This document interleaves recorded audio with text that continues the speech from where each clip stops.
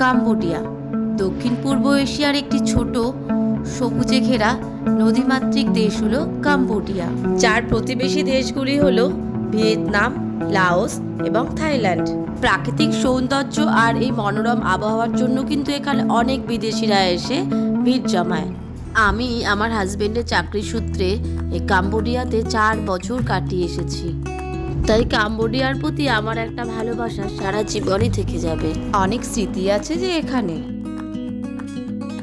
Cambodia নামটি শুনলেই সর্বপ্রথম যেটি মাথায় আসে সেটি হলো আঙ্কর ভাট মন্দির। ইতিহাসের পাতায় আমরা নিশ্চয়ই পড়েছি যে পৃথিবীর বৃহত্তম ধর্মীয় স্মৃতিস্তম্ভ হচ্ছে আঙ্কর ভাট মন্দির।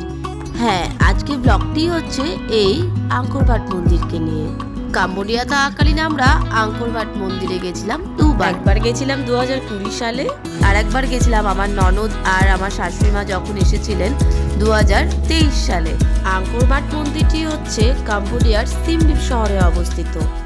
তাহলে চলো নমপেন থেকে সিম রিপে যাওয়া আর সিম রিপ থেকে পুরো আঙ্কর ভাট মন্দিরটি ঘোরা পুরো ব্লগটাই তোমাদের সাথে আজকে শেয়ার করছি।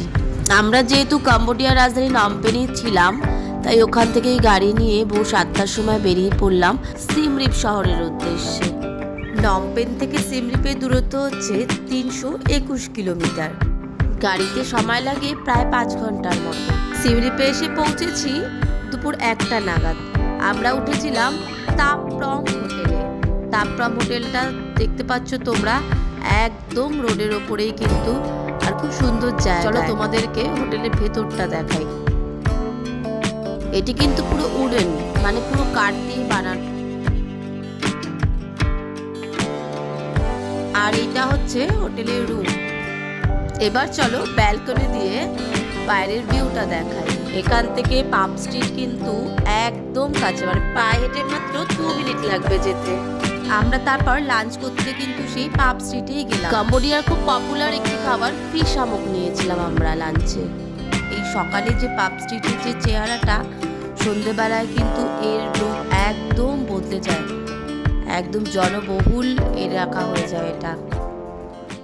তারপরে লাঞ্চ সেরে একটু দুপুরে রেস্ট নিয়ে আমরা বিকেলে 5 জনে মিলে বেরিয়ে পড়লাম শহরটার একটু আশেপাশে ঘুরে নিতে। তার জন্য আমরা একটা টোটো ভাড়া করেছিলাম। কাম্বোডিয়াতে কিন্তু আমরা অনেক টোটো চড়েছি। ওখানে অনেক টোটো, অনেক অটো, এগুলোকে ওরা টুকটুক বলে। তোমরা বিকেলের আকাশটা দেখতে পাচ্ছ। হ্যাঁ, কাম্বোডিয়াতে বিকেলের আকাশটা সত্যিই সুন্দর। টুকটুক ড্রাইভার আমাদের এখানেই নামিয়ে দিল, বললো এখানে একটি বৌদ্ধ মন্দির আছে, সেটি রাস্তার অপোজিটে। আর এদিকে দেখো গানের তালে তালে সব কাম্বোডিয়ানরা অ্যারোবিক্স করছে। কাম্বোডিয়ানরা কিন্তু ভীষণ স্বাস্থ্য সচেতন হয়। সেখানে কিন্তু সবাই জয়েন করতে পারে, পারলে আমিও করতে পারি জয়েন, আর সেটি একদম বিনামূল্যে। তারপরে আমরা চলে আসলাম এই বৌদ্ধ মন্দিরটাতে। কাম্বোডিয়াতে না প্রত্যেকটি বৌদ্ধ মন্দিরে এই কনসেপ্টটা আছে, মানে এই বাদ্যযন্ত্রের কনসেপ্টটা। চলো তোমাদের মন্দিরটা ঘুরে দেখাই।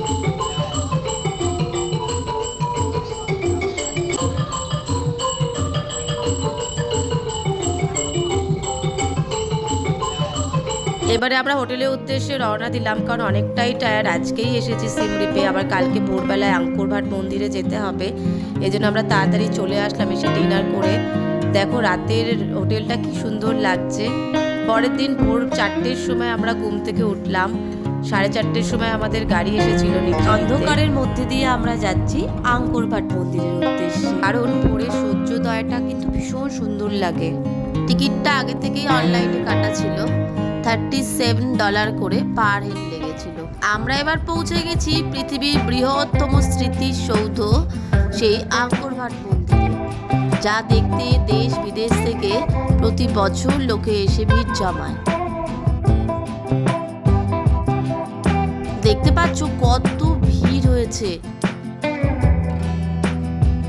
আসলে এই ভোরের সূর্যোদয়টা না অসাধারণ লাগে দেখতে। এই সেই জায়গা, এই লেকটাতে কিন্তু আঙ্কর ভাট মন্দিরের প্রতিবিম্বটা পড়ে। এই প্রতিবিম্বকে কেন্দ্র করে কিন্তু সবাই এখানে ফটোগ্রাফি করতে আসে। আমাদের নিজেদেরও একটা ফটো আছে এখানে, 2020 সালে তুলেছিলাম। আমি শুরুতেই বলেছিলাম যে এই আঙ্কুর ভাট মন্দিরটি হচ্ছে পৃথিবীর বৃহত্তম মন্দির। 1200 শতাব্দীতে রাজা দ্বিতীয় সূর্যবর্মন এটিকে তার প্রধান উপাসনালয় হিসাবে নির্মাণ করেছিলেন। প্রথমে কিন্তু এটি হিন্দু দেবতা ভগবান বিষ্ণুকে উদ্দেশ্য করেই নির্মাণ করা হয়েছিল। পরবর্তীকালে এটি বৌদ্ধ মন্দির হিসাবে পরিচিতি পায়। অ্যাঙ্কর আর্কিওলজিক্যাল পার্কটি প্রায় 400 একরেরও বেশি জায়গা জুড়ে বিস্তৃত। এই আঙ্কুর ভাট মন্দিরে কিন্তু হাতাকাটা পোশাক আর হাঁটুর ওপরে পোশাক পরে প্রবেশ করা নিষেধ। যদি কেউ ভুল করে পড়েও আসে তার জন্য কিন্তু মন্দিরের বাইরে লোকাল লোকজনেরা মন্দির প্রযোজ্য পোশাক বিক্রি করে থাকে। ঘড়িতে এখন সকাল 8:30 বাজে। আমাদের আঙ্কুর ভাট মন্দিরটা মোটামুটি দেখা হয়ে গেছে। এবারে আমরা যাব বেয়ন মন্দিরের উদ্দেশ্যে। চলো তোমাদের দেখাই বেয়ন মন্দির। কাম্বোডিয়াতে কিন্তু প্রচুর গাছ দেখা যায়, মানুষের বাড়িতে ইভেন দোকানেও গাছ লাগানো থাকে। এবারে আমরা চলে এসেছি অ্যাঙ্কর থমের দক্ষিণ গেটের কাছে। এই দক্ষিণ গেট দিয়ে আমরা প্রবেশ করছি। এখান দিয়ে বেয়ন মন্দিরে যাওয়া যায়। চলতি পথে অনেকেই এখানে নামে ফটোগ্রাফি করার জন্য। এখন আমরা চলে এসেছি বেয়ন মন্দিরে। এই বেয়ন মন্দিরটা কিন্তু সর্বশেষে নির্মাণ করা হয়েছে। তোমাদের আগেও বলেছি যে এই 400 একর জায়গা নিয়ে অ্যাঙ্কর আর্কিওলজিক্যাল পার্ক অবস্থিত। অসংখ্য মন্দিরের সমন্বয়ে বেষ্টিত এই সিমরিপ শহরটি।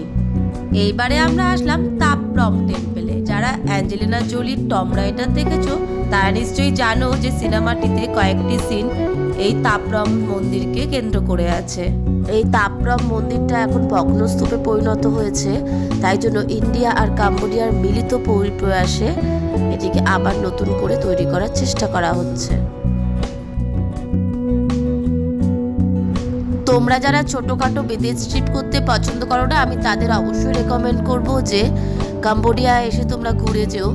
আশা করছি খুব ভালো লাগবে কাম্বোডিয়া। এখানে প্রায় 72টি বড় বড় মন্দির আর প্রায় 100রও বেশি ছোট ছোট মন্দির আছে। সব কটা তো ঘোরা সম্ভব না, যেগুলো যেগুলো মেন মন্দির সেগুলো কিন্তু আমাদের ঘোরা হয়ে গেছে। আর এই যে আরোহী এদিক ওর পিপির সাথে ডান্স করে চলেছে। বেরানোর পথে আমাদের একজন ট্যুর এজেন্টের সাথে দেখা হয়েছে, তার পরিচয় তোমাদেরকে দেওয়ার চেষ্টা করলাম যদি কোনোদিন প্রয়োজন হয়। He has a original official license for guidance inside the Angkor temple. Okay. I always wear the hair like this. Okay. That's good to identify you. Okay. আমরা এবার টুকটুকে উঠে হোটেলের দিকে রওনা দিলাম। ঘড়িতে এখন দুপুর 2:30 বাজে। তোমরা এই কাম্বোডিয়ান বাড়িগুলো দেখছো না, এখানে নিচতলাগুলো কিন্তু ফাঁকাই থাকে।